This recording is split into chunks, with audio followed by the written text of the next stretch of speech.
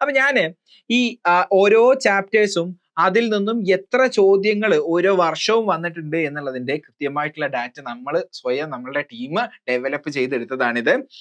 അതില് number of ചാപ്റ്റേഴ്സിന്റെ ഒരു descending ഓർഡറിലാണ് നമ്മൾ ഇവിടെ കൊടുത്തത്. അപ്പൊ ഏറ്റവും കൂടുതൽ ക്വസ്റ്റ്യൻസ് വന്നത് ജെനറ്റിക്സ് 1 നിന്നാണ്, പിന്നെ ബയോടെക്നോളജിയിൽ നിന്നുമാണ്, പിന്നെ ജെനറ്റിക്സ് 2 നിന്നുമാണ്, and human health, biomolecules, cell cycle, cell division, photosynthesis.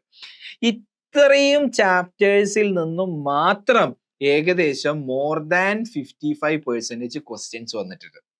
മനസ്സിലായോ? അത്രമേൽ ഇമ്പോർട്ടന്റ് ആയിട്ടുള്ള ചാപ്റ്റേഴ്സ് ആണ് ഈ ഒരു ചാപ്റ്റേഴ്സ് എന്ന് പറയുന്നത്. പിന്നെ പണ്ട് ഉണ്ടായിരുന്ന ഡൈജഷൻ, അതേപോലെ നമ്മളുടെ സ്ട്രക്ചറൽ ഓർഗനൈസേഷൻ ഇൻ ആനിമൽസിന്റെ ടിഷ്യൂസ്, അതിൽ നിന്നൊക്കെ ഒരുപാട് ഡിലീറ്റഡ് ടോപ്പിക്സിൽ നിന്നും ക്വസ്റ്റ്യൻസ് വന്ന് കാണുന്നുണ്ട്.